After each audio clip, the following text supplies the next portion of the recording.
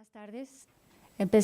Damos inicio a una sesión de 2 horas con la participación de los autores líderes que participamos en el panel, en el 5º reporte de evaluación del panel intergubernamental de cambio climático. La siguiente, por favor.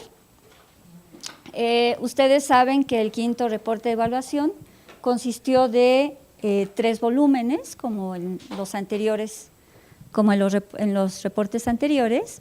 En el grupo de trabajo 1, que se llama La base de la ciencia física, la siguiente, participaron 258 autores, 44 naciones representadas. Llama la atención que el 20% de los participantes fueron mujeres, y bueno, llama la atención de Norteamérica, Centroamérica, el Caribe, 31%. De esos, pues claro, hay mucha participación tanto de Estados Unidos como de Canadá, pero bueno, la participación de Latinoamérica se ha ido incrementando poco a poco. La siguiente. Los participantes mexicanos fueron la doctora Blanca Mendoza del Instituto de Geofísica, es la única participante. La que sigue. El volumen 2 se denomina Impactos, Adaptación y Vulnerabilidad. La siguiente, en ella participaron 70 países, 243 autores líderes y coordinadores, 66 editores revisores, 436 autores de 54 países, y llama la atención que uno de los co-chairs es argentino y otro, bueno, de Estados Unidos. La que sigue, por favor. En este volumen, en el volumen 2, que es adaptación, participan 86 mujeres, tanto como autores líderes como coordinadores y revisores. Y de las diferentes regiones, la 1 es África, la 2 es Asia, la 3 Sudamérica, 4 Norteamérica, 5 América Central y el Caribe, y el 5 Pacífico del Sur y el 6 Europa. Entonces, bueno, pueden ver, nosotros estamos en este caso estamos en Norteamérica, 93 participantes. La siguiente, por favor. En este capítulo participaron por parte de México Cecilia Conde de la UNAM, del Centro de Ciencias de la Atmósfera, Blanca Jiménez de la UNAM, que ahora está en la UNESCO, Salvador Yuchcota del Centro de Investigaciones Biológicas del Noroeste, Fernando Aragón, investigador y consultor independiente, y no es el rey, no es el rey católico. Úrsula Oswald, del Centro Regional de Investigaciones Multidisciplinarias de la UNAM, Roberto Sánchez, del Colegio de la Frontera Norte, Lourdes Villers, del Centro de Ciencias de la Atmósfera, Ana Rosa Moreno, de la Facultad de Medicina de la UNAM, y Patricia Romero Lancao, como coordinadora. La que sigue, por favor. El tercer capítulo, que es mitigación, la siguiente, constituyó, bueno, en él participaron 200 autores líderes, 38 editores revisores, 176 autores contribuyentes y 879 revisores. Por parte de México participamos Omar Macera de la UNAM, Marta Michelín Cariño de la Universidad Autónoma de Baja California Sur, Ángel de la Vega de la Facultad de Economía, Claudia Schenbaum del Instituto de Ingeniería, Giancarlo Delgado del SEICH, Antonina Ivanova de la Universidad Autónoma de Baja California Sur y Alba Eritrea también de esa universidad. La que sigue. Y bueno, en el buró del grupo de trabajo 3 está Antonina Ivanova, gracias a la cual tuvimos una gran participación de mujeres en este reporte de evaluación, y bueno, estamos seguros que trabajó mucho para, por un lado, aumentar la la participación femenina y por otro lado también la participación de Latinoamérica y de los países en desarrollo. En este panel les invitamos, la que sigue, les invitamos a que lean los 3 volúmenes, son muy gruesos, pero hay investigaciones, hay una recopilación de investigaciones bien importante, bien interesante, conclusiones que son definitivas para tanto conocer como adaptarnos y mitigar el cambio climático. Los primeros 2 volúmenes ya salieron, el de la ciencia física, el de la adaptación se acaba de publicar el 15 de octubre, si no mal recuerdo. Y bueno, el tercero de mitigación está en línea, todavía es un borrador, pero igual ya lo pueden consultar. Entonces, vamos a empezar con la participación de 4 autores líderes del panel intergubernamental. Empezamos con Antonina Ivanova, que va a hablar un poco de la estructura del IPCC en este 5º reporte. Por favor.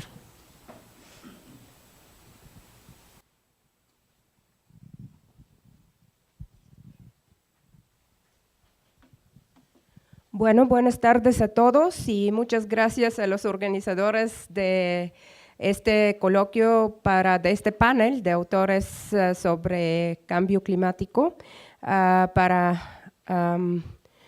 por esta invitación para poder exponer algunas experiencias en el Buró del Panel Intergubernamental del Cambio Climático durante el ciclo del 5º informe evaluativo de este panel. Vamos a la siguiente, por favor. Vamos a empezar con algunos conceptos especiales porque uno de los principales retos que tuvo el Buró del IPCC durante el 5º informe evaluativo es hacer alguna inclusión de conceptos de desarrollo sustentable relacionándolos muy de cerca con conceptos como vulnerabilidad, como adaptación y como mitigación del cambio climático. Por lo tanto, voy a referirme a la definición que dio nuestro futuro común o el informe Brundtland en 1987, que dice que el desarrollo sustentable es el desarrollo que satisface las necesidades del presente sin comprometer la capacidad de las futuras generaciones de satisfacer sus propias necesidades. Por otro lado, en el año siguiente, la Asamblea General de la ONU, la plenaria 70, nos está elevando la protección del clima global para las generaciones presentes y futuras de la humanidad y la conservación del clima como parte del patrimonio común de la humanidad.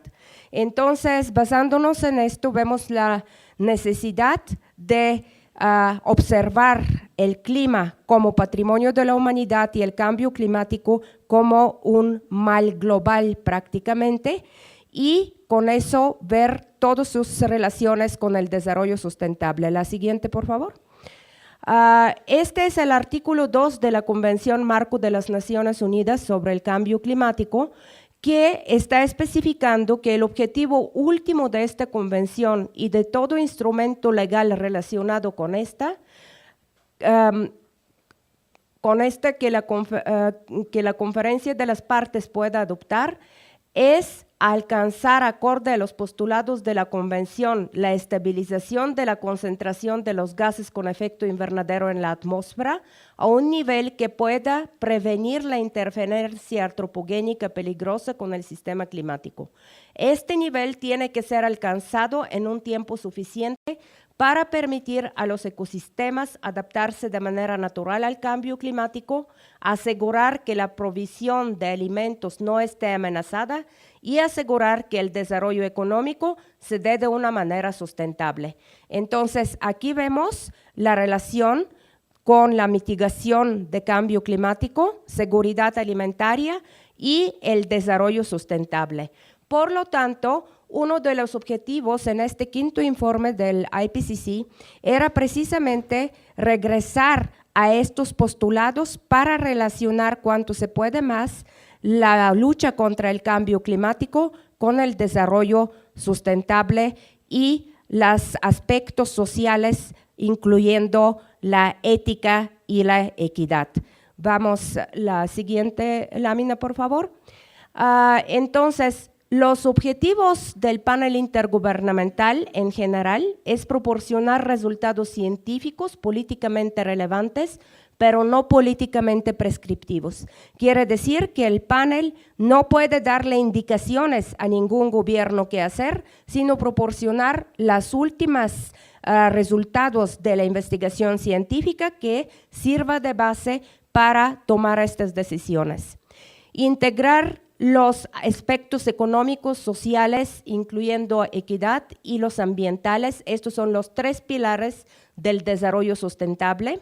Movilizar la comunidad científica mundial, por supuesto, tomando en cuenta la eficiencia científica. Accesar la literatura a nivel subregional y local. Y mejorar la participación de expertos de países en vías de desarrollo en la labor de IPCC. Una cuestión muy importante en este sentido, que sin sacrificar la excelencia científica, siempre se tomó en cuenta en este último informe involucrar más autores de los países en vías de desarrollo y también involucrar conocimientos de comunidades indígenas, de las comunidades locales que no están en las publicaciones arbitradas, pero que pueden ser parte de los talleres. Se llevó a cabo un taller en México y un taller en Australia que se refirió a los conocimientos de las comunidades indígenas para afrontar algunos retos del cambio climático, como algunas cosechas resistentes del agua, construcciones con materiales autóctonos y diferentes otros asuntos. Vamos a la siguiente, por favor. Estos son algunos de los informes, ¿no?, que se dieron por IPCC. Una cosa muy importante que quiero mencionar, que aparte de los 3 tomos del 5º informe evaluativo que nos presentó Xochitl hace un rato, se elaboraron 2 informes especiales en este periodo, y es el informe especial sobre los riesgos de eventos extremos y su relación con la adaptación al cambio climático, y también el informe sobre las energías renovables y la mitigación del cambio climático. Aparte de los informes evaluativos, IPCC está lanzando informes especiales que están profundizando en algunos temas. Ahora, en las discusiones sobre el futuro del IPCC, se está pensando también incluir algunos informes a nivel regional, ante todo relacionados con regiones más vulnerables a nivel internacional. Vamos a la siguiente, por favor. Además de los informes principales, tanto los informes especiales, se están elaborando los informes de síntesis, que son para los políticos o para los tomadores de decisiones, como decimos. Es muy aventado pensar que los políticos van a empezar a leer los 3 tomos de cada informe, que son casi de tamaño de un ladrillo cada uno. Entonces, de los 3 se está haciendo una publicación muy breve con los hallazgos más importantes, con las figuras más atractivas que más llaman la atención, para que pueden los tomadores de decisiones guiarse por estos y, en caso necesario, mandar a sus asesores a consultar los textos base. Estos informes, lo interesante es que se aprueban línea por línea en las sesiones plenarias por los científicos y representantes del gobierno para asegurar su consistencia con el informe base. La cuestión ahorita es, en las discusiones también para el futuro del IPCC, se está pensando cómo un poco mejorar este proceso de aprobación de los informes de síntesis, porque las reuniones, la verdad, son muy largas, muy tediosas. Más de 120 gobiernos aprueban cada palabra, cada quien jala para su propia parte, y a veces se empieza a trabajar a las 9 de la mañana de un día y se termina a las 7 de la mañana del día siguiente sin ningún receso. y a veces solamente pensando cómo incluir o no incluir la opinión de un país. Por ejemplo, en el informe especial de energías renovables, el representante de Brasil estaba objetando hasta el último momento que se incluyen algunos rasgos negativos de biocombustibles en el informe de síntesis, aunque el informe base los tenía. Entonces, al fin, el presidente de la IPCC tuvo que decirle que si todos los países están de acuerdo, solamente Brasil no, se va a aceptar tal cual y se va a poner una nota que Brasil no estuvo de acuerdo. Con eso el representante de Brasil ya retiró su objeción y fue aprobado el informe precisamente a las 7:30 de la mañana del día siguiente por un país. Y otro caso interesante fue, por ejemplo, ahora en el informe del grupo de trabajo 3 de síntesis, que el representante de Bolivia estaba insistiendo que se incluya en el informe de síntesis las palabras y el concepto de madre tierra, que saben que es un concepto pues muy digno de respeto, aceptado en varios países de Sudamérica, pero no figuraba en ningún lugar del informe base. Entonces estaba muy difícil incluir algo en informe de síntesis que no está en el informe base, ¿no? Y en este sentido, pues ahorita se están revisando un poco estos lineamientos desde el punto de vista que, por ejemplo, no se ha aprobado todavía nada, pero por ejemplo, si son 1, 2 o máximo 3 países que están en contra de algo, que se pueda aceptar el informe de síntesis por mayoría, que ahorraría muchos esfuerzos y mucho desgaste en este sentido. Siguiente, por favor. Bien, entonces, bueno, estos los grupos de trabajo ya los conocemos. Vamos al siguiente. Sí, aquí tenemos grupo de trabajo 1, que son bases científicos, grupo de trabajo 2, impactos, vulnerabilidad, adaptación, mitigación. También existe una fuerza objetivo de inventarios nacionales de gases con efecto invernadero y la plenaria de la IPCC, donde participan todos los gobiernos de los países representantes, el secretariado que está en el edificio de Organización Mundial de Meteorológica en Ginebra, que son pocas personas, son como 5 personas en total, responsables de comunicaciones, secretaria, etcétera, y los miembros del buró de la IPCC. Cada grupo de trabajo tiene 2 copresidentes y 6 vicepresidentes. Adelante, por favor.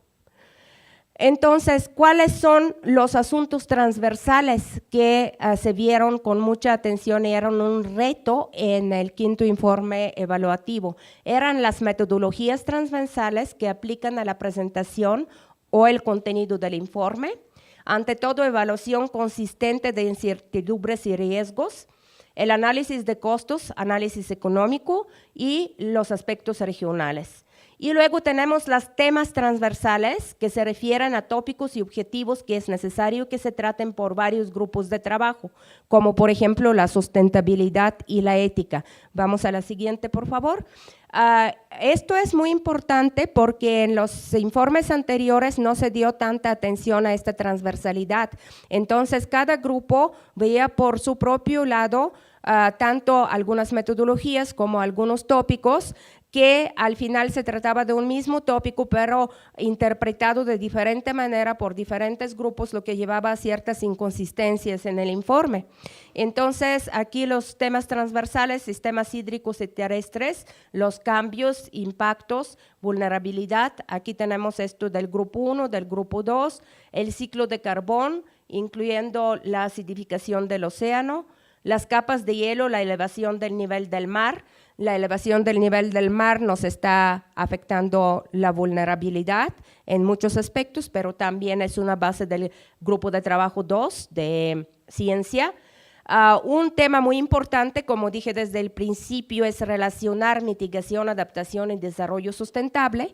¿Por qué es importante esto? Porque los políticos muchas veces, ante todo en los países en vías de desarrollo, están alegando que para realizar medidas de mitigación, por ejemplo, adaptación, deben de retirar recursos de algunas actividades de mayor prioridad para estos países, como combate a la pobreza, como educación, como salubridad, etcétera. Entonces, en este sentido, es muy importante ver la relación entre las medidas de adaptación, por ejemplo, y el desarrollo sustentable.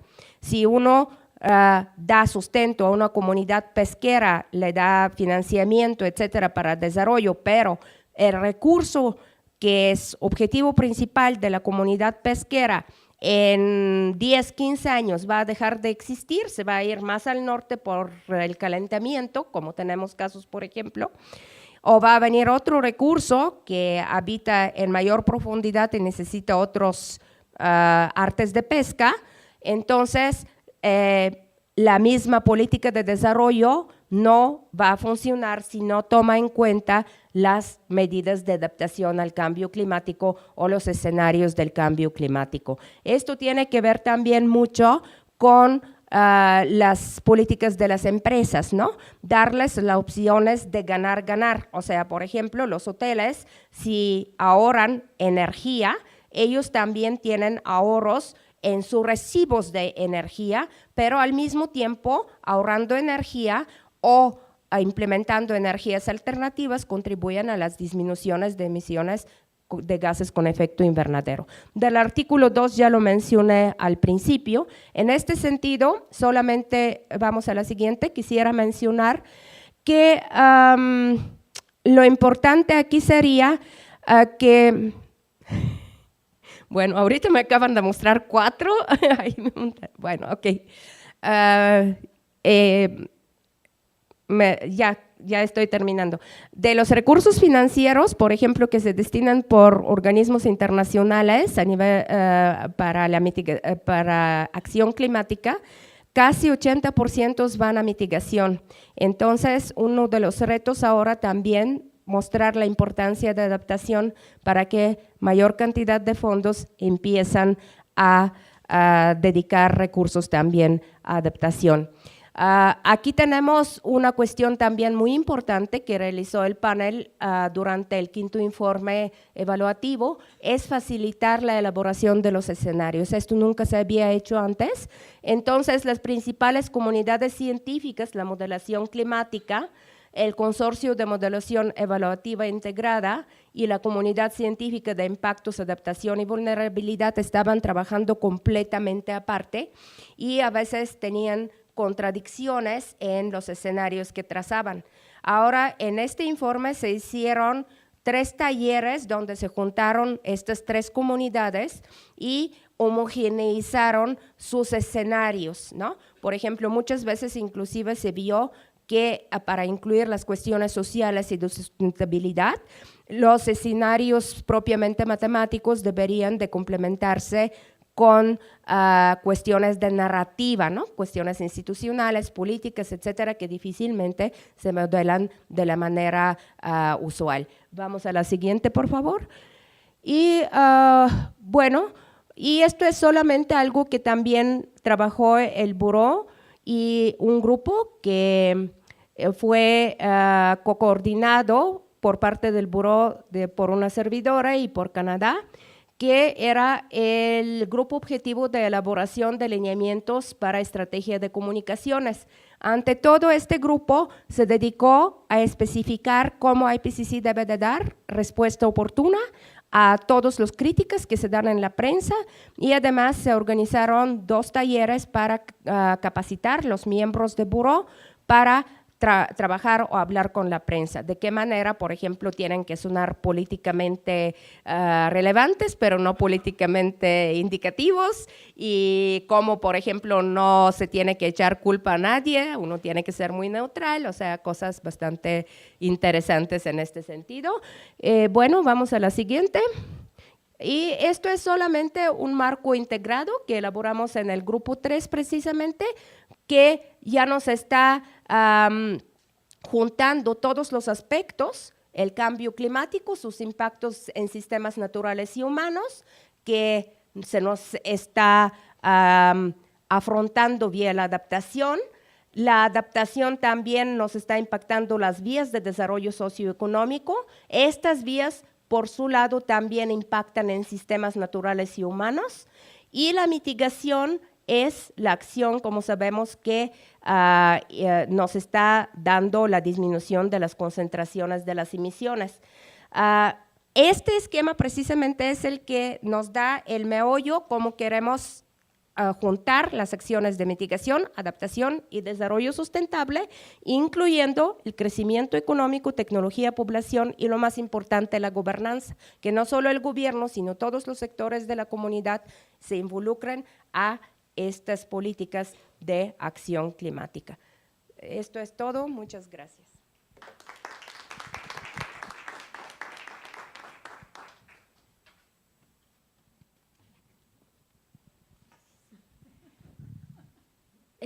¿Qué les parece si dejamos las preguntas para el final o prefieren que las hagamos de una vez? Mejor al final. Bueno, la doctora Blanca Mendoza. Gracias. Bueno, pues yo les voy a platicar algo sobre el grupo 1, que es la ciencia básica. Y fíjense ustedes que el volumen correspondiente al grupo 1, el volumen 1, ya se publicó hace un año. Entonces, pues la ciencia no se detiene y no podemos quedarnos con lo que salió ahí, sino que inmediatamente tenemos que retomar lo que sigue. Y entonces, pues ahora yo les voy a hablar de algo que siguió al trabajo, a uno de los aspectos del trabajo que se hizo en el grupo 1 y que es en el que yo estoy involucrada, por favor. Bueno, les voy a presentar una breve introducción, el concepto del forzamiento radiativo solar, un posible mínimo de actividad solar en el siglo XXI, un modelo del efecto de este posible mínimo de radiación solar y las conclusiones. La siguiente, por favor. Bueno, en el volumen 1 del reporte quinto del cambio climático se hacen estimaciones de futuro y este es el primer volumen en el que se realiza este ejercicio, preguntarse qué va a pasar con parámetros atmosféricos para los próximos 100 años. Entonces, si ustedes ven, aquí tenemos 3 paneles que se sacan de este volumen 1 para 2 escenarios extremos de emisiones de gases de invernadero, fundamentalmente del dióxido de carbono emitido por el hombre. Si ustedes se fijan, el panel superior corresponde a la temperatura superficial de todo el planeta. Estos son propuestas globales, son estimaciones globales. Y hay líneas en rojo y líneas en azul. Las líneas en azul nos representan el escenario de menor emisión de gases de invernadero y el rojo el posible escenario de mayor emisión de gases de invernadero. Y bueno, en las ciencias nosotros nunca tenemos certidumbre absoluta en las mediciones o en los pronósticos y entonces tenemos una línea sólida que es la que nos dice cuál es el valor más probable con un sombreado del mismo color que es lo que nos da la incertidumbre que estamos asociando a los modelos. Entonces eso es lo que hacemos siempre en las ciencias, ¿no? Damos un valor promedio probable pero siempre un rango de incertidumbre y es por eso que estas gráficas lucen así. La primera, si ustedes se fijan, tiene en el eje vertical la temperatura, las anomalías de temperatura, en el eje horizontal los años y va de 1950 a 2100.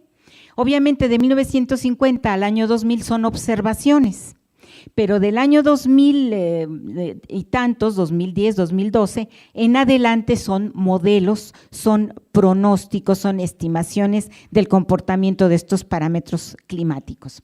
Entonces, si ustedes se fijan, el modelo en azul nos dice que de aquí a 100 años la temperatura global del planeta va a haber aumentado ligeramente, que va a llegar hasta 1 grado centígrado de el valor inicial que se tenía a partir del 2011.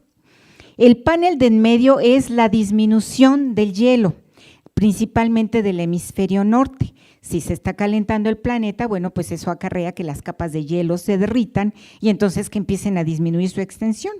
Entonces el panel de en medio en el eje vertical tiene millones de kilómetros cuadrados, es decir, área de hielo, y en el eje de las horizontal tiene los años igual que el de arriba. Y ustedes pueden ver las observaciones entre 1950 y 2000 y las observaciones que van del 2010 hasta el 2100. y lo que nos está diciendo son los modelos que nos dice el modelo de mayor emisión de gases de invernadero, que es el rojo, y el de azul, que es el de menor emisión de gas de invernadero. Y si ustedes se fijan, nos dice que para el 2050, el de mayor emisión de gases de invernadero nos dice que ya desapareció el hielo, ya no hay, ustedes ven que ya cayó a cero, y el más optimista nos dice que hay una disminución del 50%. Y finalmente, la parte inferior es el panel que corresponde a la acidificación del mar debido a que absorbe el dióxido de carbono que se emite a la atmósfera. Nuevamente, el eje vertical nos indica el pH marino y el eje horizontal los años. Entonces, hasta el 2010 ven ustedes cómo va disminuyendo el pH, se va acidificando el océano, pero vean ustedes para el 2100 lo que nos dice la estimación en azul, que es el escenario optimista en el que no hay tanta emisión de gases de invernadero, y pues nos dice que este pH marino va a disminuir en un 0.6% con respecto al actual, pero el rojo nos dice que ya hay una disminución del 4.3%. Estas disminuciones en la acidez del mar tienen, aunque son pequeñas en porcentaje, tienen un efecto muy profundo en los ecosistemas, porque cuando el mar se acidifica, todos los animales de concha, todos los bichitos que tienen concha desaparecen porque el ácido se come sus conchas. Entonces, si ustedes están desapareciendo este ecosistema marino, bueno, pues también es fácil entender que cuando empiezan a desaparecer los ecosistemas, poco a poco, ¿quiénes son los que también vamos a desaparecer? Pues nosotros, ¿verdad? Porque nosotros formamos una cadena con todo esto. Entonces, pues empezamos a promover desaparición ya de fauna marina. La que sigue, y esto es unos mapas que se hacen globalmente para que veamos cómo van a ocurrir los aumentos de temperatura en el planeta de acuerdo con las regiones. En el panel de la izquierda tenemos el escenario de la menor emisión de gases de invernadero, en el de en medio, vertical, el de una emisión mediana o moderada, y en el de la derecha, de arriba a abajo, el de la emisión muy alta. Y esta es la temperatura. Y si se fijan, está dividido por épocas. La línea, toda la línea de arriba es del 2046 al 2065, toda la línea del medio va del 2081 al 2100 y la línea de abajo va del 2181 al 2200. O sea, aquí tenemos estimaciones hasta 200 años más allá del presente. Y vean ustedes, es fácil ver porque el código de colores está en la base y nos dice cómo se va modificando la temperatura. El color azul es no cambio y el color púrpura oscuro es 7.5 grados centígrados más de lo que actualmente tenemos. Y entonces ahora podemos empezar a ver qué pasa en el escenario más optimista con la temperatura del planeta. Vean ustedes, para el 2065 ya se calentaron los polos. Vean ustedes que nuestro país todavía no ha tenido un aumento de temperatura importante, pero para finales de este siglo, que es los polos se siguen calentando y el resto del planeta, sobre todo las áreas terrestres, se siguen calentando. Fíjense ustedes que los mares en todas las figuras son las que menos rápidamente se calientan. La Tierra se calienta más y los polos se calientan más. Pero ya para el año 2200, en el escenario optimista, la Tierra ya empezó a enfriarse, ¿se fijan? Ya los polos están menos rojos que a finales del 2100 y todas las demás áreas ya están adquiriendo temperaturas parecidas a las que están actualmente. Pero ¿qué pasa si la emisión de dióxido de carbono fundamentalmente no es tan baja, sino empieza a ser moderada? Pues que los efectos del calentamiento van a persistir hasta el año 2200, ¿sí? Vean ustedes cómo conforme pasa el tiempo se van incrementando los calentamientos, ¿sí? ¿Y qué pasa en el escenario más extremo de alta emisión de dióxido de carbono, pues que ya para el finales del 2100 ya desaparecieron completamente las capas polares, ya desde el 2100 se veía, para el 2200 el planeta ya va a ser una bola casi una bola muy caliente. Probablemente bajo estas condiciones la existencia de vida sea muy complicada. Aún para finales del 2100, es decir, a finales de este siglo, el estrés que va a causar este aumento de temperatura en los ecosistemas va a ser extraordinariamente fuerte, ¿sí? Entonces, pues aquí estamos un poco viendo el futuro de la humanidad, porque pues conforme a estas temperaturas hay que preguntar qué sistemas vivos van a sobrevivirlas. Seguramente las cucarachas estarán aquí, pero aquí no necesariamente nosotros, ¿verdad? Los seres vivos humanos, los seres humanos probablemente aquí ya nos hayamos ido del planeta, pero bueno, no se va a ir la vida del planeta, evolucionará con base a otra clase de bichos por ahí, ¿verdad? Entonces, la que sigue, por favor, la que sigue. Sin embargo, en todas estas modelaciones que se hace, pues se tratan de incorporar el mayor número de parámetros relevantes para hacer la modelación. De los parámetros importantes que existen, que se conocen como forzadores del clima, hay dos que son naturales. ¿Por qué? Porque nosotros como seres humanos no tenemos manera, todavía al menos, y menos con el futuro que nos espera, de desarrollar tecnologías para intervenir en ellos. Uno de ellos es el volcanismo y otro de ellos es la radiación que proviene del Sol, que es un resultado de la actividad de nuestra estrella. Entonces, los volcanes no se incluyen en estos modelos, pues porque no sabemos, realmente no se sabe qué volcanes van a hacer erupción y qué volcanes no la van a hacer. ¿Y por qué son importantes? Porque cuando un volcán estalla, lanza partículas de azufre, entre otros productos, muy alto en la atmósfera y se hacen capas que están reflejando la luz solar. Entonces, se ha comprobado que en épocas de explosión de grandes volcanes, la temperatura del planeta ha descendido de manera notable por 2 o 3 años. Entonces, estos son cuestiones que se tienen que tomar en cuenta en los modelos, pero a futuro es más difícil decir, bueno, pues un volcán va a estallar dentro de 50 años que va a hacer una gran bloqueo de la luz solar y entonces pues eso va a disminuir la temperatura de la zona de la atmósfera en donde se desarrolla la vida. Pero el otro forzador natural, como ya les decía, es la radiación solar y con esa sí hay un poco más de posibilidades de predecir su comportamiento a largo plazo y por largo plazo quiero decir de aquí a 100 años. La siguiente, por favor. No, la anterior. Miren, esta gráfica que están ustedes viendo presenta en el eje vertical la cantidad en watts por metro cuadrado que nos llega al tope de la atmósfera debido a la radiación solar. En el eje de horizontal pues están los años a partir de 1980 y al 2010. ¿Por qué? Porque es a partir de 1978 que se lanzan a bordo de satélites que salen fuera de la atmósfera aparatos que miden con gran precisión la cantidad de radiación solar que llega al tope de la atmósfera.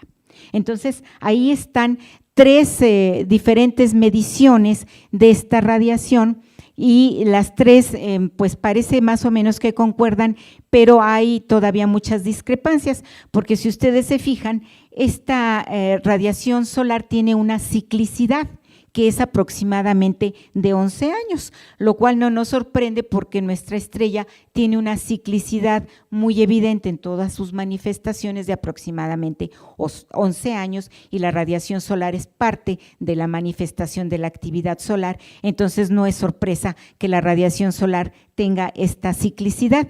Por cierto, la comunidad atmosférica a la radiación solar le llama constante solar, lo cual pues es incorrecto, porque no es constante y aquí están las mediciones que nos muestran que tiene una variación por lo menos de 11 años, si no es que a mayores plazos, pero para eso necesitamos más observaciones. Entonces, hay una serie de medidas de la radiación solar que nos indican cómo está cambiando, sobre todo durante sus mínimos, Ustedes ven, los mínimos ocurren aproximadamente cada 11 años, del mismo modo que los máximos, y entre mínimo y mínimo pues tenemos variaciones. Algunos dicen, como la verde, que primero de este mínimo a esto subió y luego volvió a bajar, pero la roja nos dice que ha ido bajando en mínimos consecutivos y la morada nos dice que ha ido subiendo. Entonces, estas son cosas que nos impiden decir, bueno, pues cómo ha estado siendo la actividad solar en los últimos años. Está tendiendo a bajar, tendiendo a subir, no se sabe, y entonces esto es obviamente en la comunidad de los físicos solares de gran importancia. La siguiente, por favor. Bueno, aquí les muestro una reconstrucción de la radiación solar total hacia el pasado, a partir de 1750, que por cierto es el inicio de la era industrial, y hasta el 2000. Son muchas reconstrucciones y como pueden ver, pues discrepan en la amplitud de la oscilación, pero esto nos está mostrando finalmente que la radiación solar tiene una variabilidad que va más allá de los 11 años. También varía a lo largo de los siglos. La siguiente, por favor. Bueno, aquí está una imagen en donde en el eje de las X estoy mostrando temperaturas de la anomalía y en el eje horizontal estoy mostrando los años. Aquí fíjense ustedes que vamos aproximadamente desde el año 1000 hasta el año 2000 y todo lo que ustedes ven es la variación de la temperatura, es una reconstrucción y es un modelo tomando en cuenta la radiación solar. ¿Y qué es lo importante que les quiero señalar aquí? Toda el área en gris es una reconstrucción y las líneas sólidas rojas y azules son modelos. Modelación empleando una serie de elementos para ver si considerando una serie de elementos físicos podemos reproducir lo que se reconstruye. En este caso pues no es lo que se observa porque nadie estaba hace 1000 años midiendo la radiación solar total, si apenas en 1978 fuimos capaces de medirla directamente por instrumentos, pues ya se imaginarán que hace 1000 años menos. Entonces, resulta que las modelaciones pues caen razonablemente dentro de toda el área gris y se considera que estamos reproduciendo exitosamente estas temperaturas metiendo factores físicos clave. ¿Y cuál es el factor físico clave que les quiero mostrar? Hasta 1750, los factores clave que se metieron en esta modelación fueron dos: los volcanes y la radiación solar. Y con esos dos elementos se hizo una reproducción bastante adecuada de la temperatura de nuestro planeta, temperatura global. Pero a partir de 1750, la reconstrucción tuvo que meter el efecto antropogénico, si no, no hubiera podido reproducir lo que sigue con gris. Entonces, esto nos indica que por lo menos hasta 1750, los factores dominantes del clima terrestre, pues era fundamentalmente la radiación solar, es decir, la actividad del sol, porque los volcanes son golpazos que recibe la atmósfera, pero sus efectos duran 2 o 3 años. En cambio, la actividad solar es el factor que está todo el tiempo llegándonos a nuestro planeta. Entonces, pues esto es muy interesante, porque nos está dando el origen físico de estos cambios de temperatura en escalas de este tiempo, porque en escalas mayores hay otros factores físicos que intervienen, pero al menos de 1000 años atrás, la actividad solar era la que partía el queso, definiendo la temperatura global de nuestro planeta. Y bueno, pues a partir de 1750, la pobre se quedó un poco aislada porque nosotros entramos en juego a hacer de las nuestras, ¿verdad? Entonces, eso es algo que es importante que les quería yo llamar la atención. La que sigue. La que sigue, por favor. La que sigue. Bueno, este es un registro del número de manchas solares, que es otro fenómeno de la actividad solar que nos indica cómo está la actividad del Sol. E inmediatamente están ustedes viendo la variación de 11 años, porque nuevamente les digo, todas las manifestaciones de nuestra estrella, entre otras variaciones, tienen la de 11 años. En el eje vertical está el número de manchas y en el eje horizontal está en los años. Esto está a partir de 1955 y llega hasta el 2010. Y lo único que quiero que vean es cómo han variado los picos de cada uno de estos ciclos, que así los llamamos, entre mínimo y mínimo es un ciclo, y los numeramos a partir de 1745, y aquí ya vamos en el 19, de hecho este que estamos ahorita en la fase descendente es el 24. Entonces quiero que vean cómo han ido los picos. Bueno, este fue un ciclo chaparrón, luego siguieron dos razonables, este fue uno muy alto, y el 23, el que terminó en el 2009, ya empezaba otra vez a dar muestras de achaparramiento, pero vean ustedes el 24, pues ya está bastante chaparro. El que sigue, por favor.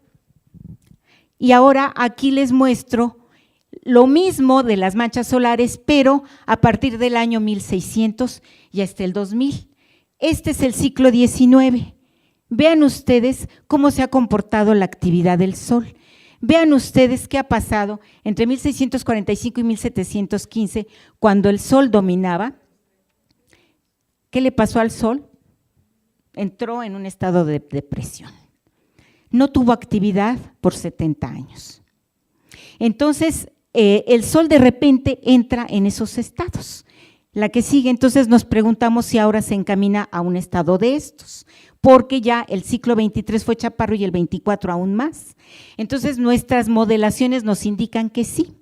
Y esta es una simulación de un artículo que acabamos de publicar, en donde se muestra la radiación solar total hasta el 2100. Aquí está el 2008, estas son las observadas. Pero, ¿qué es lo que nos espera? Nos espera una reducción de la radiación solar entre el 2030 y el 2080, que es un mínimo secular, o sea, el Sol va a volver a entrar otra vez en cierta depresión. ¿Y qué efectos tiene esto en el clima? La que sigue, por favor. Aquí nosotros hemos tratado de modelar el efecto de este posible mínimo de actividad solar a futuro con un modelo termodinámico del clima. Entonces, lo que quiero que vean ustedes es el efecto de bajar la radiación solar, aunque sea un poco, porque esta radiación solar va a bajar, pero no como entre 1645 y 1715, va a ser menos profunda la depresión del Sol, pero la va a tener. Y entonces lo que observamos es lo siguiente,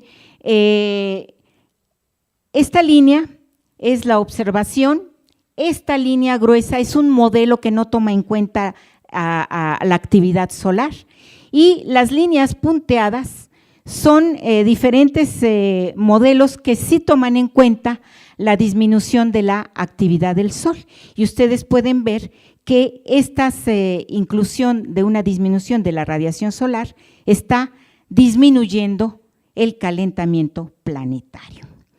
Y esto es para un modelo con alta emisión de gases de invernadero. El siguiente, por favor. Este es para un modelo con la baja emisión de gases de invernadero. Obviamente el efecto de la actividad solar es todavía más profundo y lo que hace es disminuir todavía un poco más el efecto del calentamiento global.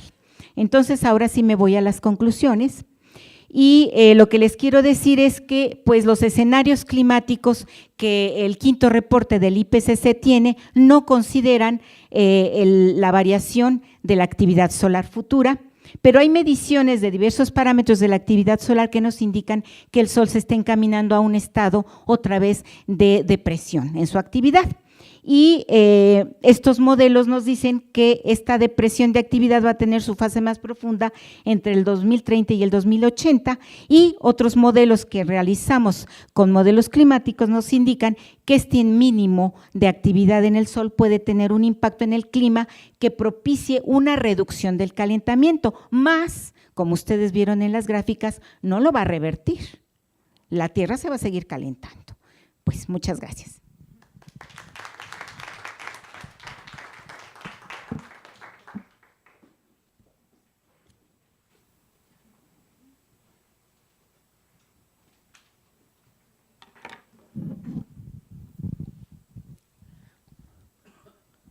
Buenas noches a todas y todos. A mí me tocó el grupo 2 y en particular el capítulo 12, que era seguridad humana, que es la primera vez que el panel decidió incluir el tema de seguridad humana y por lo tanto pues tuvimos varios miles de recomendaciones a la hora de escribir, porque obviamente era un capítulo donde muchos de los intereses geopolíticos se discutieron en la parte. Y finalmente logramos zafarlo más o menos bien en términos. Entonces aquí había yo hablado antes de seguridad, hoy voy a hablar sobre qué es seguridad humana, cuáles son los pilares de la seguridad humana, cuál es la seguridad humana y el cambio climático, la doble vulnerabilidad ambiental y la social. Después, uno de los problemas, la migración inducida ambientalmente, que es un tema nuevo y que vamos a presentar ahorita un libro nuevo en la FIL, en Guadalajara, sobre este tema, conflictos por agua, tierra y alimentos, y finalmente unas conclusiones. Entonces, ¿qué es la seguridad humana? O sea, el panel define la seguridad humana, es amenazada progresivamente por el cambio climático.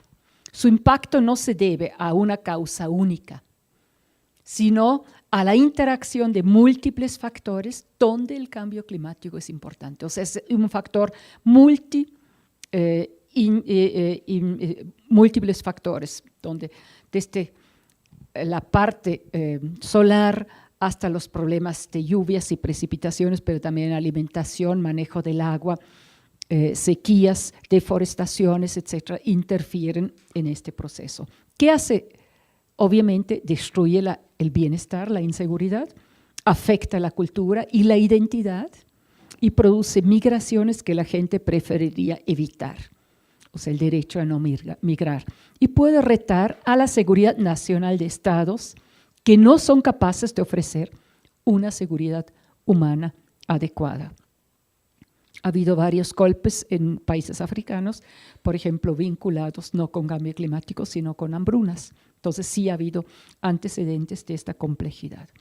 La definición del IPCC sobre seguridad humana es una condición que existe cuando los elementos cruciales de las vidas humanas están protegidas y cuando la gente tiene la libertad y la capacidad de vivir con dignidad. O sea, estamos hablando tanto de la libertad como la capacidad. O sea, también entra la parte educativa, la parte de los capitales humanos, los capitales económicos, los capitales sociales, políticos.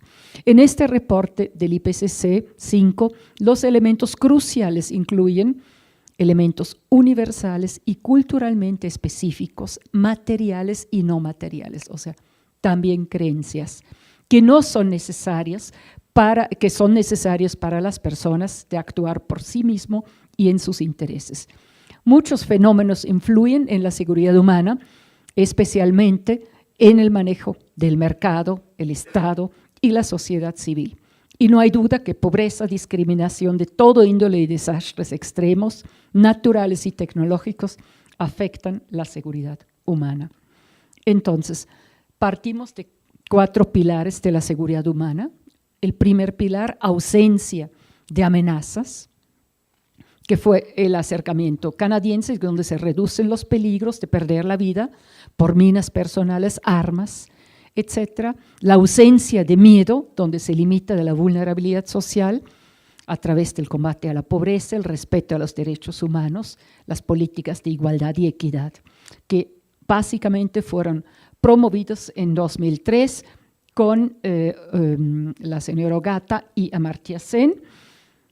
Nosotros en la Universidad de las Naciones Unidas introdujimos el tercer pilar, ausencia ante riesgos naturales, o sea, reducir la vulnerabilidad social y la posibilidad de que eventos naturales extremos se conviertan en desastres sociales. Y Kofi Annan, a la hora de hacer la evaluación de las metas de desarrollo, introdujo vivir con dignidad en un estado de derecho y con derechos de equidad. Ausencias de miedo, aquí vemos las rutas de las drogas de Centroamérica pasando por México. Obviamente, en este momento México, donde solamente en el sexenio de Calderón se están estimando entre 150 a 250 mil muertos, más 28 mil desaparecidos. No hay la seguridad humana que quisiéramos y ahorita tampoco la tenemos. Ausencia de necesidades, este es el bienestar truncado, destruido.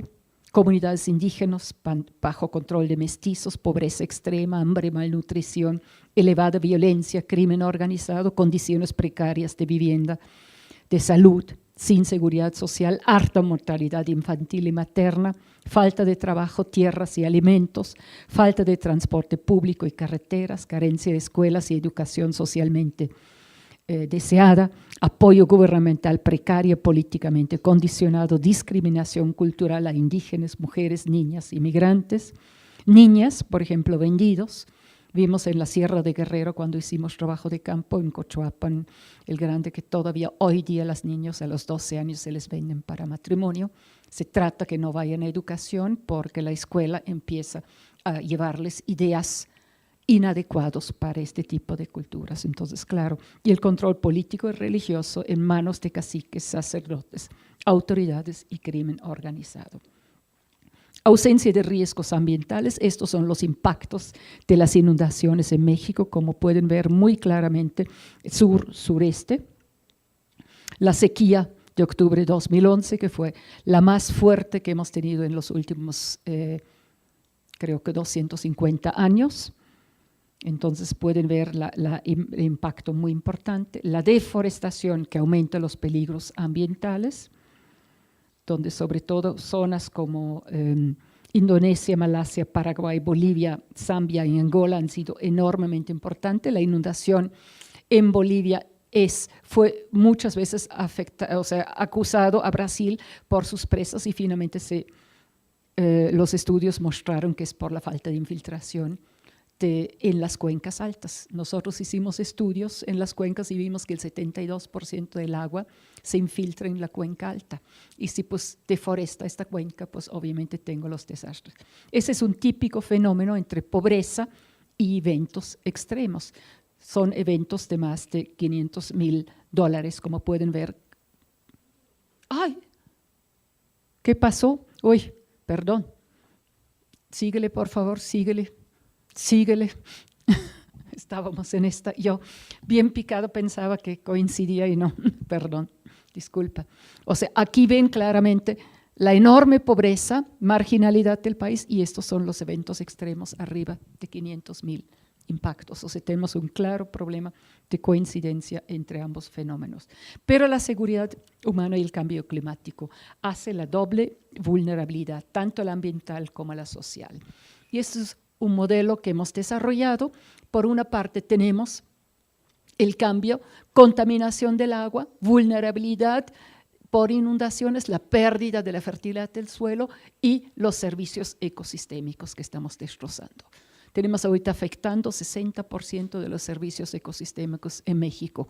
Y aquí tendríamos la parte social con la pobreza, la miseria, la inseguridad, la desigualdad de género, los jóvenes, los discriminados, hambre, obesidad, desnutrición y finalmente contaminación de agua y todo eso. Y esto pues genera arriba desastres, migración y conflictos y aquí vulnerabilidad social, crisis económica, desastres, urbanización caótica, modernización insustentable, violencia y conflictos y ambos se ven todavía agravados por el consumismo, los gases de efecto invernadero, los desechos que generamos y por el aumento de la población, o sea, una pinza que cierra este proceso. ¿Cuáles son los datos? Este es el deterioro del poder adquisitivo, que desde 1976 el ingreso ha ido para abajo. Esto es la distribución de la población. La siguiente, por favor. Población con pobreza, muy claramente las manchas indígenas. La siguiente. Pobreza, por ejemplo, en el municipio más pobre, Cochoapa, en Guerrero, ¿no? 82.6% pobres extremos, 98 indígenas, más cerca del 56.8% analfabetas y 70% de mujeres sin educación. O sea, esta es la realidad de nuestro país en 2014. O sea, realmente dramático. Y claro, esto es la zona que, por ejemplo, fue fuertemente impactada por Manuel y no ha tenido absolutamente cero apoyo en cuanto al proceso de desastre, porque no ha habido. Pero además expuesto a muchos problemas por crimen organizado, etcétera. Y la migración ambiental temporal, o sea, la gente tiene que salir para poder sobrevivir. La siguiente. Aquí tenemos la migración inducida ambientalmente, los mexicanos ilegales en Estados Unidos. Como pueden ver, cada vez más estable la migración, o sea, la temporal, que antes la gente se iba y regresaba, no, por los problemas de las migraciones. La siguiente.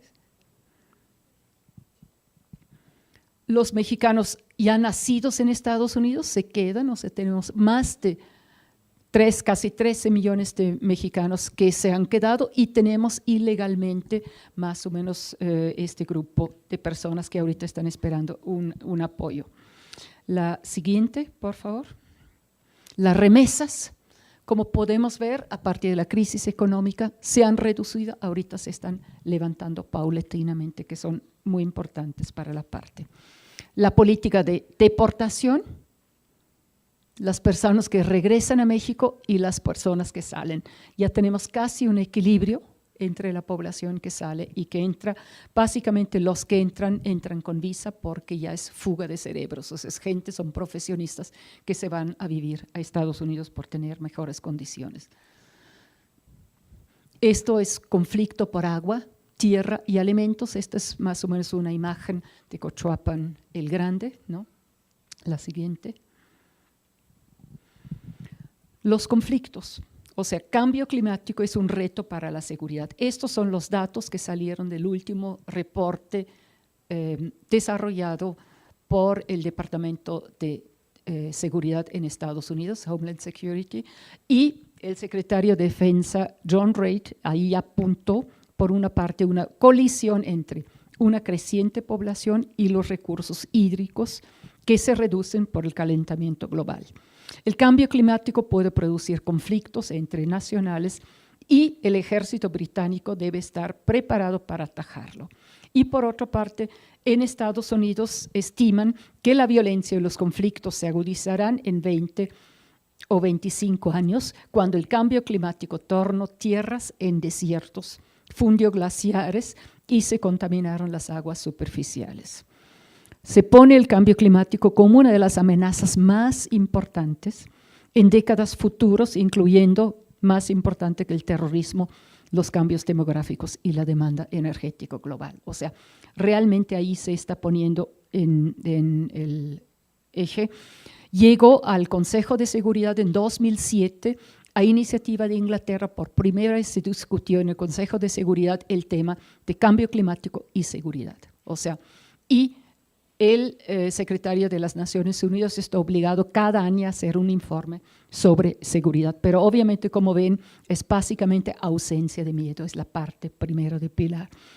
¿Cómo prevenir acerca de la incertidumbre sobre el futuro de los países menos equipados para manejar inundaciones, escasez de agua y tierras agrícolas? O sea, por ejemplo, el Mitch.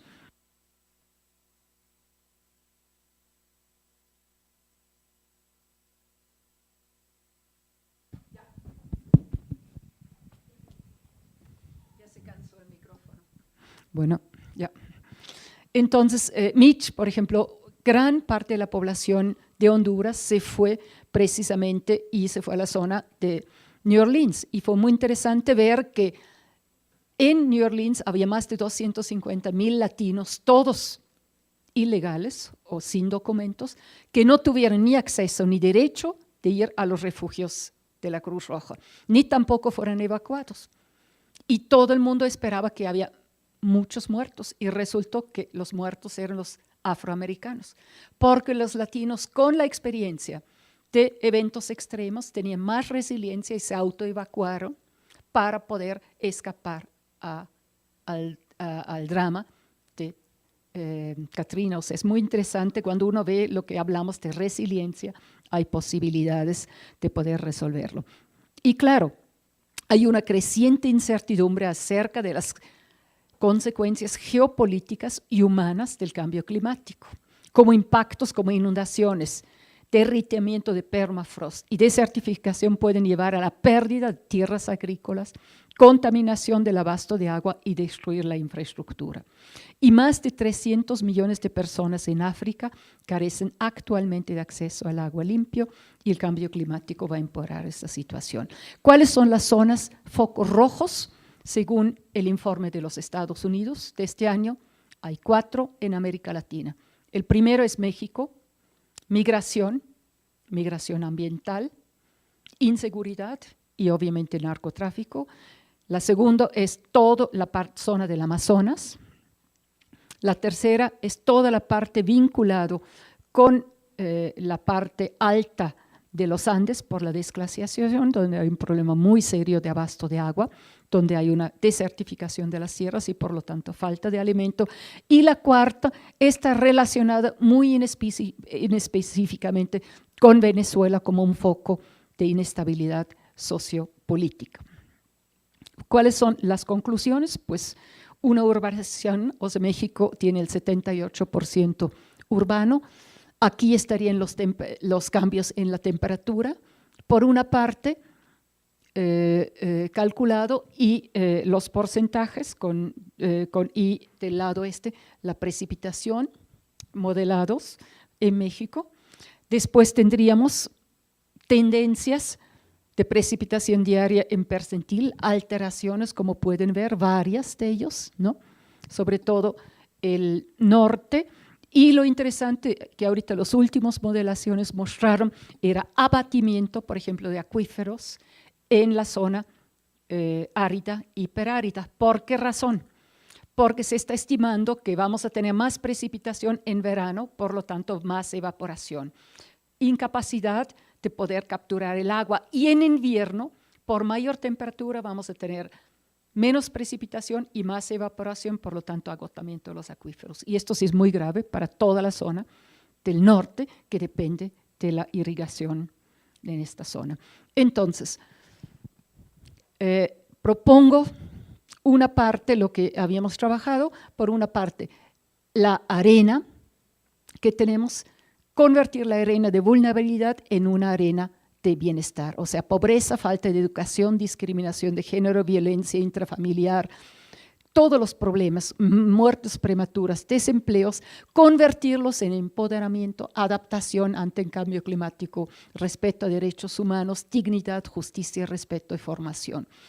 Esto implica que hay que cambiar las actividades que aumenten la vulnerabilidad. O sea, tenemos muy claramente los conflictos, los enfrentamientos, el crimen organizado, los fraudes, las negociaciones truncas, controles caciquiles, abandono gubernamental, corrupción, deterioro económico y desempleo. Y esto podemos transformarlo en alerta temprana, en mitigación, en policías comunitarios que hemos visto que han intervenido, aún ahorita en el caso de Ayotzinapa, justicia, transparencia, gobiernos respetuosos.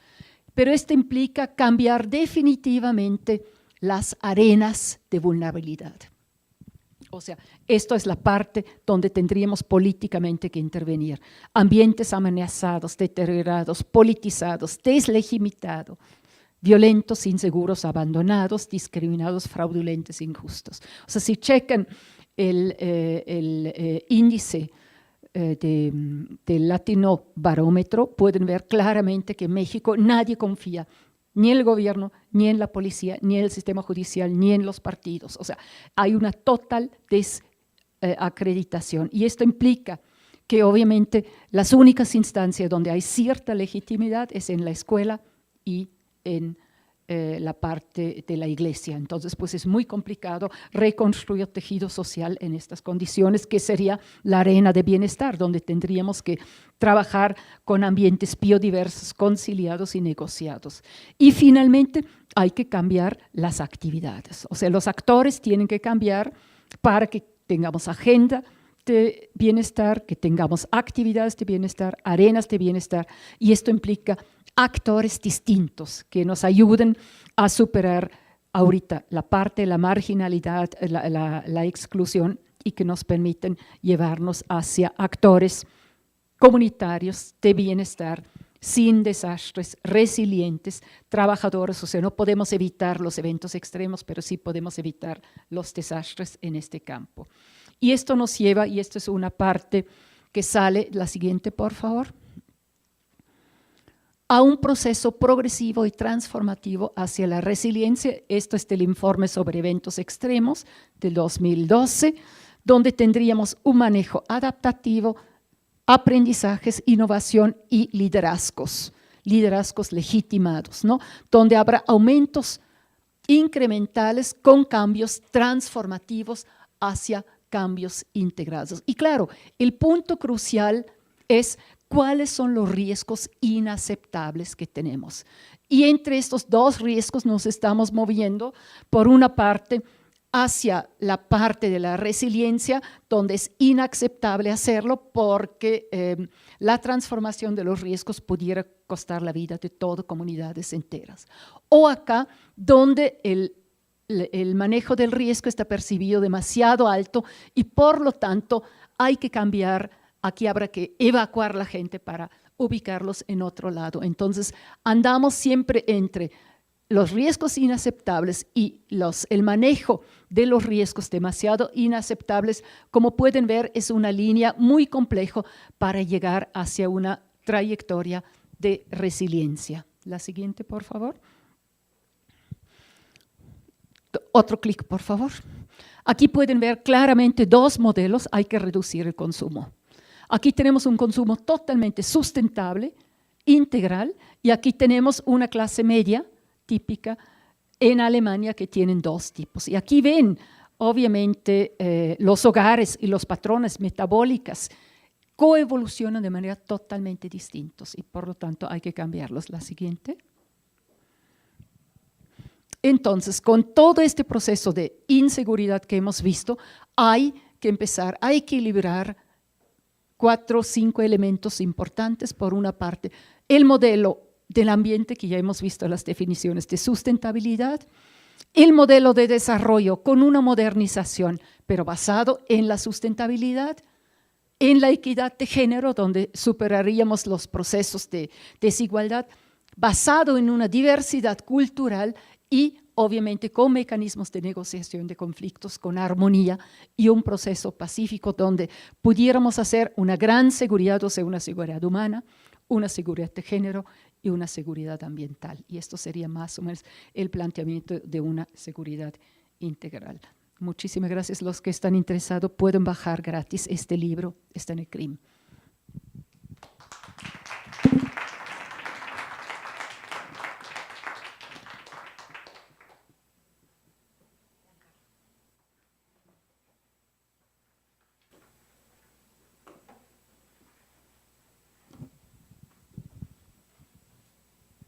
Bueno, buenas noches. Yo voy a presentar los resultados que obtuvimos de un proyecto de investigación del PINC junto con el SAGE, que duró 3 años. Seguimos trabajando en el tema, pero ahora haciéndolo cada vez más específico, atendiendo casos puntuales de territorios. Estamos ahorita trabajando con Nezahualcóyotl, entonces ahorita ya que cargue la presentación, les cuento de qué trata. Es un estudio que hicimos, un proyecto sobre metabolismo urbano, específicamente de la zona metropolitana del Valle de México, y con algunos elementos comparativos de las, no todas, pero digamos, no quiero decir las principales, pero el grueso de capitales de América Latina. Entonces, quiero irme directo a la presentación para no invertir mucho tiempo. ¿Se pueden ir a la 7, por favor, a la lámina 7 para empezar de ahí?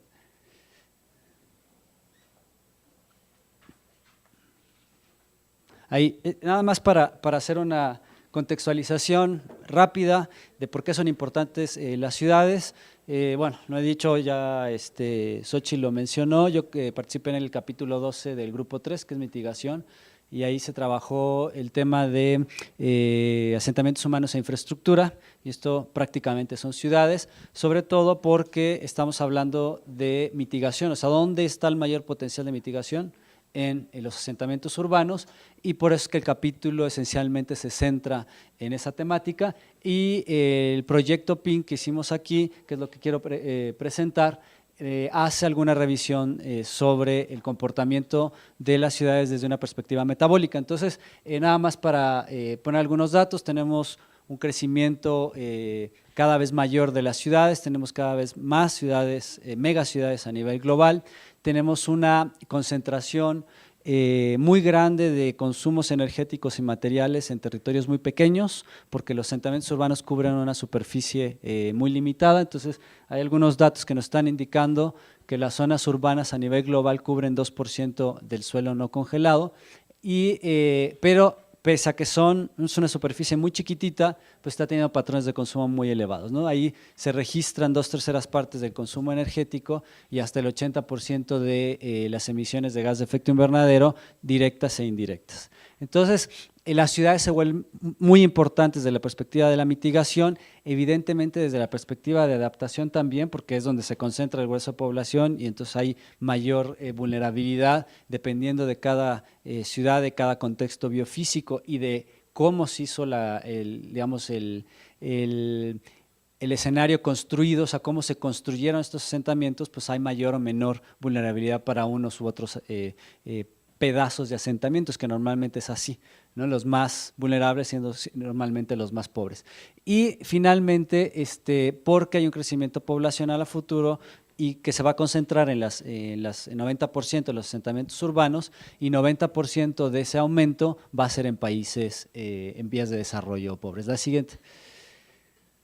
Entonces, hay varias maneras de empezar a medir los impactos de los territorios, esta pequeña superficie urbanizada sobre el resto de territorios, porque demandan energía, demandan materiales que hay que producir en otros espacios, ¿no? Entonces, hay un indicador muy genérico, muy didáctico, no es un indicador muy bueno si lo vemos ya a nivel de cómo se construye, pero digamos nada más para que vean el impacto didáctico de este indicador. Por ejemplo, hay un estudio que se hizo para Londres de la huella ecológica de esa ciudad. Entonces, ¿cuánta superficie la huella mide superficie territorial que demanda un ser humano o una ciudad o un país para abastecerse de recursos naturales y para desechar residuos, esencialmente gas de efecto invernadero, que es lo que mide la huella? Entonces, en el caso de Londres, para alimentos, materias primas procedentes del bosque y asimilar CO2, solamente esto, hay otros elementos que pueden haber medido, se requiere 120 veces su tamaño. La siguiente. Entonces, lo que nosotros hicimos, la siguiente. Bueno, este es otro estudio de ciudades bálticas, 29 ciudades, este es el kilómetro de ciudad. Esta es la superficie que se requiere para abastecerse en esos ecosistemas y esta es la superficie que se requiere para desechar en ese tipo de ecosistemas, ¿no? De desechar residuos. La próxima. Entonces, lo que nosotros hicimos fue una estimación de top-down de la huella ecológica para estas ciudades, que es la metodología más sencilla para hacer la huella ecológica, y lo que resulta es que la Ciudad de México y Caracas son las únicas que tienen huella ecológica negativa. La siguiente. Bueno, un segundo. Y aquí lo que tenemos es, esta parte de acá arriba es el número de veces de superficie de la ciudad que se requiere a nivel metropolitano, y lo que está en paréntesis a nivel de ciudad. Entonces, lo que vemos es, por ejemplo, que la Ciudad de México requiere 180 veces su superficie, según los datos de huella ecológica nacionales. La próxima. Ahora, el tema es que la concentración poblacional no está asociada al tema de las emisiones, que depende a muchas cosas, depende de la localización geográfica, porque hay, digamos, ciudades que requieren más consumo de energía porque son ciudades frías, por ejemplo, o porque son muy calientes y se requieren enfriar las casas y los comercios, etcétera. Y por otro lado, sobre todo por la forma en la que se construyó la ciudad, ¿no? Entonces, si son muy dispersas, se requiere mucho más energía para transportarse. Digamos, hay una serie de elementos asociados al ámbito construido, asociados al contexto biofísico, la localización geográfica, que hace que las ciudades, aunque tengan una densidad poblacional parecida, tengan patrones de emisiones completamente distintos. Y lo que tienen aquí es una muestra de eso. O sea, la línea roja es la densidad poblacional y lo azul son las emisiones de gas de efecto invernadero, va de ciudades canadienses, estadounidenses, de América Latina, europeas, asiáticas, africanas y de América, africanas, asiáticas y al final de Australia. Y lo que van mostrando es cómo, por ejemplo, en este caso, con una gran densidad poblacional, que es prácticamente América Latina, las emisiones son, digamos, proporcionalmente mucho más pequeñas que en el caso de las norteamericanas, que es muy evidente, ¿no? La siguiente. Entonces, ahora, claro que las ciudades que están aportando menos gases de efecto invernadero comparativamente, pues van a tener las afectaciones a cambio climático mucho mayores. La próxima. Y esto es un mapita que se publicó recientemente de qué pasa si aplicamos acciones de mitigación, pues el punto a partir del cual empiezan los efectos del cambio climático sería 2023, sobre todo para las ciudades pues relativamente pobres, ¿no? Las que están en torno al Ecuador. Pero si hacemos, la próxima, si hacemos acciones de mitigación, pues resulta que aunque corremos 10 años más el punto de partida, digamos, o de despegue de los efectos de cambio climático en estas ciudades, pues siguen, es mejor este escenario, pero siguen siendo más afectadas las ciudades de los países en desarrollo que las ciudades desarrolladas. Entonces el incentivo para tomar medidas de mitigación en nuestros países es mucho menor, en el caso de estas ciudades, porque digamos, para nosotros es más importante la adaptación, porque hagamos mitigación o no vamos a ser los más afectados. Sin embargo, las políticas de cambio climático y todos los planes de acción de América Latina están muy adelantados o van, no estoy diciendo que sean los mejores planes de acción, pero van mucho más avanzados en la parte de mitigación que en la parte de adaptación, ¿no? La siguiente. Entonces, voy a brincar esto, la próxima. Ok, entonces, ¿para qué sirve el metabolismo urbano? Que fueron algunas de las cuestiones de las que se centró el proyecto. Primero, para poder saber de nuestras dependencias, para detectar conflictos ambientales por el acceso a recursos o por el desecho de residuos, y para hallar realmente, digamos, el cruce, se puede hacer un cruce entre adaptación y mitigación, pero sobre todo para poder ver cuáles son las tendencias a futuro y dónde podemos tener eficiencias en los distintos flujos metabólicos. Y estos flujos metabólicos los podemos medir desde la parte de sustentabilidad, o sea, qué tan sustentables son nuestros flujos de energía, de agua, de alimentos, etcétera, o la podemos medir, no es excluyente, desde la perspectiva de cambio climático. Entonces, nosotros lo que hicimos fue ese enfoque desde el cambio climático. La próxima. Y entonces esto es más o menos el esquema de lo que sería el metabolismo urbano. Lo que tienen acá son los flujos de entrada, algunos son producidos localmente o a nivel nacional, otros son importaciones, entran, bueno, después de todo un proceso de transporte y logística, entran al sistema urbano, ahí se metabolizan de alguna manera, o sea, se toma, por ejemplo, energía que se produce fuera de la ciudad, se consume y prácticamente el flujo de salida es muy rápido porque ya se emitieron de hecho los gases de efecto invernadero en la planta, ¿no? De ciclo combinado.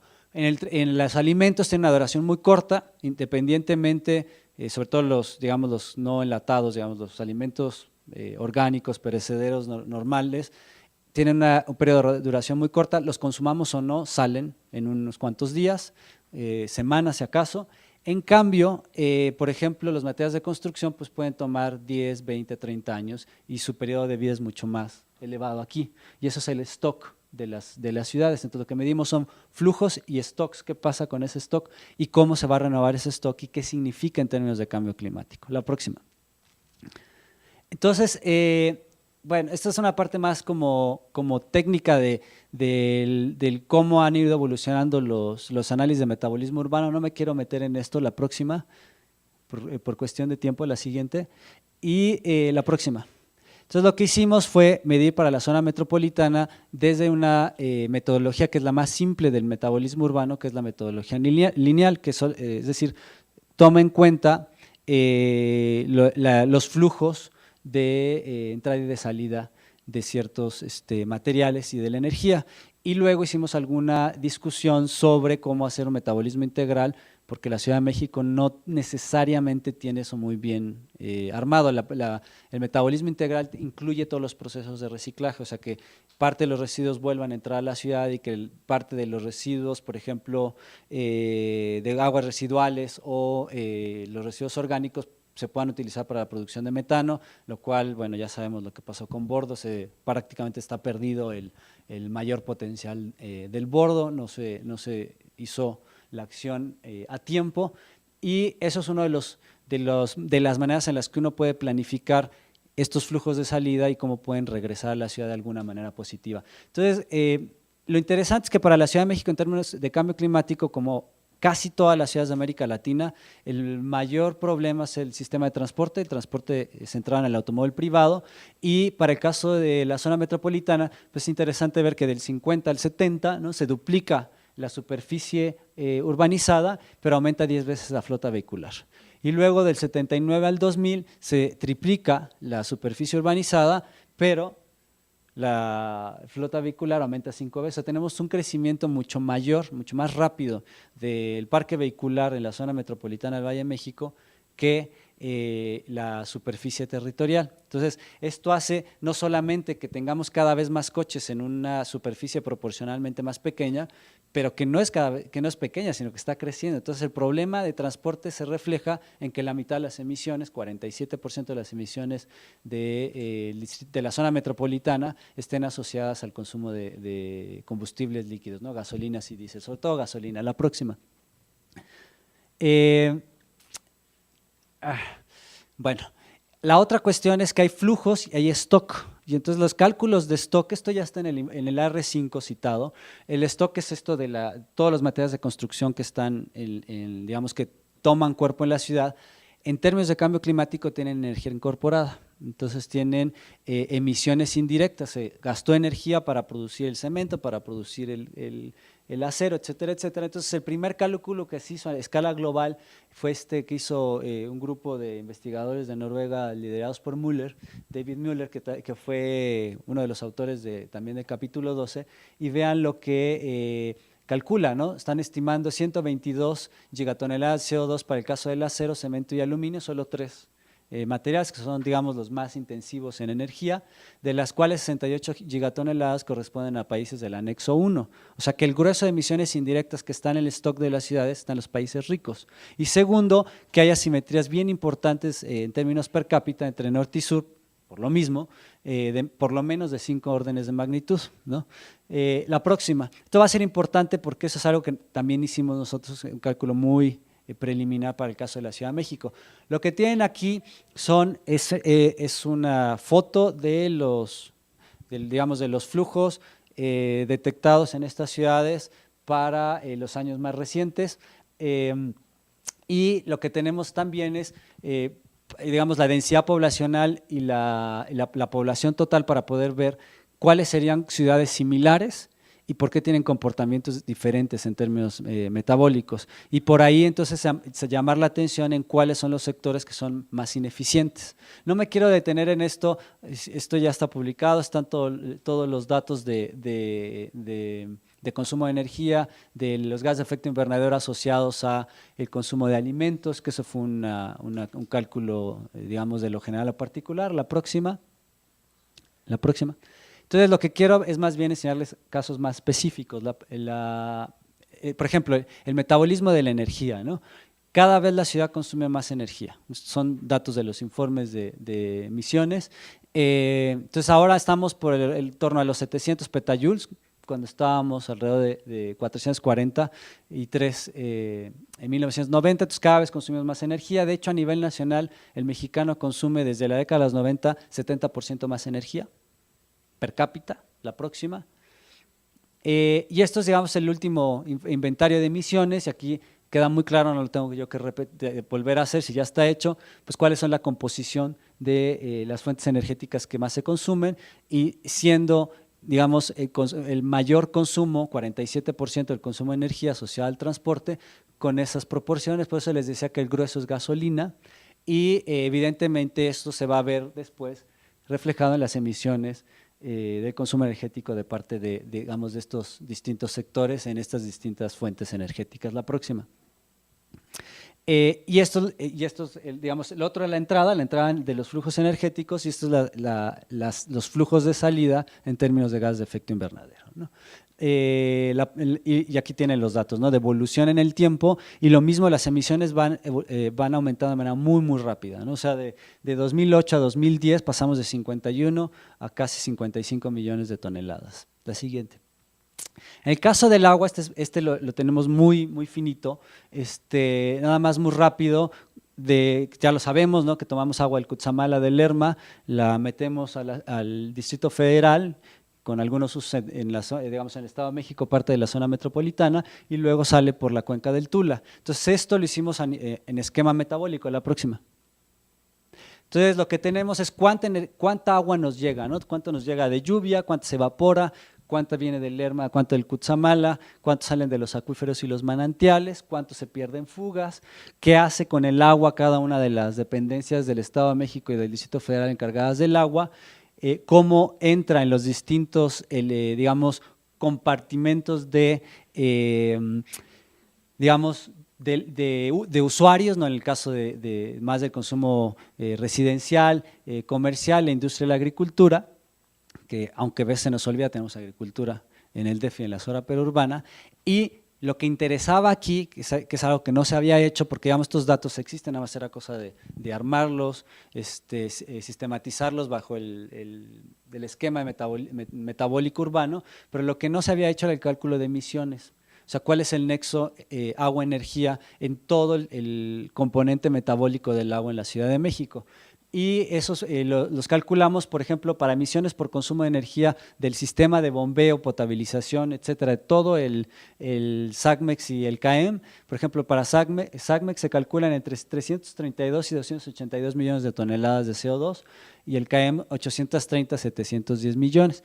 Y lo mismo lo hicimos para emisiones por manufactura, empaquetamiento y distribución de agua embotellada. Entonces hay un flujo muy importante de agua embotellada de la ciudad, que es brutal, y hay emisiones que suman más del 1.000.000 de toneladas de CO2 para toda la zona metropolitana, solo de consumo de agua embotellada. Tenemos lo mismo para el calentamiento de agua en el baño, que es el mayor consumo de energía asociado al agua, digamos en las casas habitación, en la vivienda.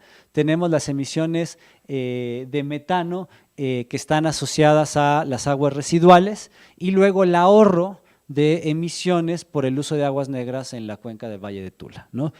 Por desplazamiento de uso de agroquímicos, ¿no?, que está estimado para toda la cuenca del Tula en nitrógeno de 280,000 toneladas y en fósforo en 20,000 toneladas de CO2, ¿no? Entonces hicimos todo el circuito para que pudiéramos tener a nivel metabólico cuál es la contribución digamos, del metabolismo urbano del agua en términos de cambio climático. Y a partir de ahí se pueden entonces obviamente tener muy claras cuáles son, qué pasa si hacemos un ajuste en el sistema, qué pasa si agarramos las aguas negras y las tratamos, que es lo que se quiere hacer con la planta de Atotonilco. Vamos a incrementar el consumo de energía con un beneficio ambiental y un efecto negativo en términos de emisiones evitadas en la producción de alimentos.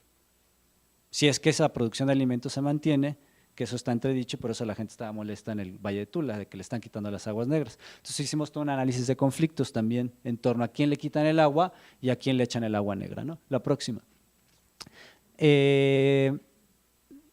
La siguiente. Luego lo mismo para los alimentos, calculamos cuántos alimentos consumimos, cuál es la huella hídrica y cuál es la huella de carbono de los alimentos. La siguiente. Los resultados están en un artículo que salió publicado en la revista del INE, ahora el INEC. Y entonces el consumo nacional lo estimamos para 2007, que en ese momento, cuando lo publicamos, lo hicimos era 2010, cuando lo publicamos fue como 2011 y lo publicamos en 2012.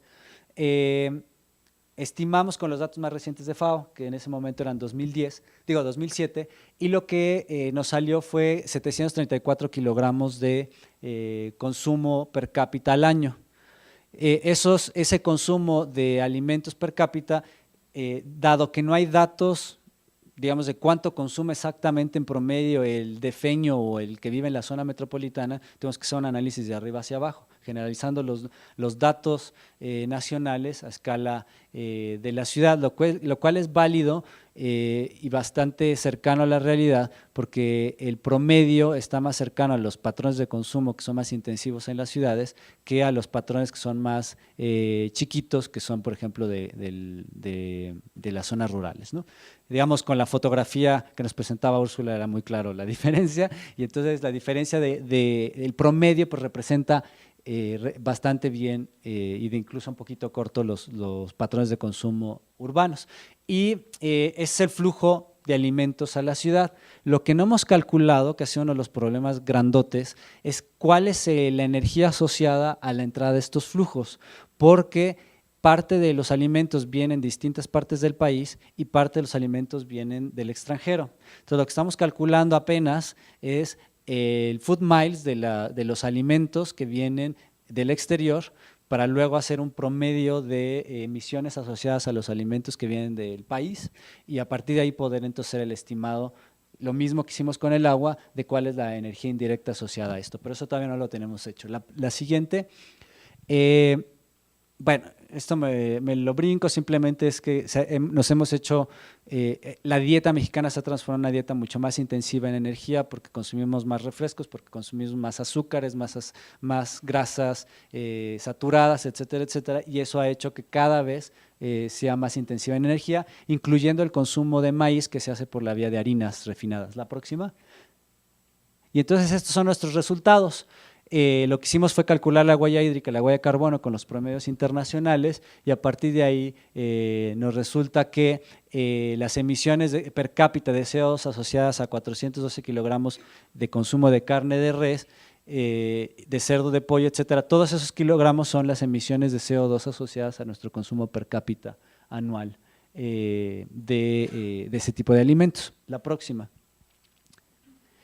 Y esto significa, si nosotros tomamos en cuenta las emisiones indirectas de estos, nada más es para la producción, y un estimado internacional que hizo FAO para transportación, que es la realidad europea, o sea que se queda muy corta, porque en realidad nosotros somos todavía mucho más dependientes de la importación de alimentos de lugares muy lejanos. Importamos maíz de Chile, por ejemplo, o chile de China. Entonces eso es mucho más intensivo, ¿no?